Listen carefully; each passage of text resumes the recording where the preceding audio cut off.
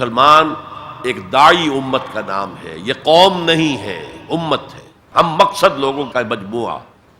وَلْتَكُن مِّنكُمْ أُمَّةٌ يَدْعُونَ إِلَى الْخَيْرِ وَيَأْمُرُونَ بِالْمَعْرُوفِ وَيَنْهَوْنَ عَنِ الْمُنكَرِ، داعی بن کر کھڑے ہوں، اور یہ دعوت ریولوشن اورینٹڈ ہونی چاہیے، نظام کو بدلنے کی تیاری کرنے والی دعوت۔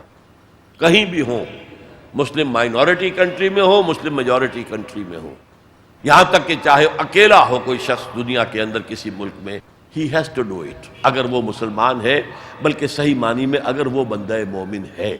ایک طالب علم ہے فارٹ نائک، وہ کہتے ہیں کہ can you give us some good tips to become a دائی اینڈ ہاؤ ٹو ڈو دعویٰ۔ داعی بننے کے لیے سب سے پہلے تو آپ خود قرآن کے اندر ڈوبیں، قرآن کی گہرائی میں اتریں، تاکہ آپ کا ایمان بہت گہرا ہو اور پختہ ہو۔ اس سے خود بخود ایک دھن پیدا ہو جائے گی، آپ میں ایک جذبہ پیدا ہو جائے گا۔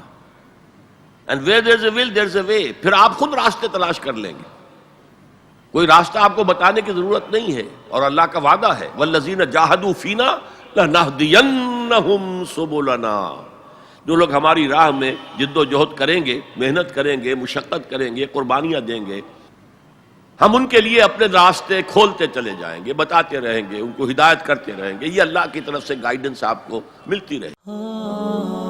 خليل بالقرآن هو إمامنا على هداية الله آمتنا، كلام ربنا هدايتنا، عطاء جبريل على رسولنا۔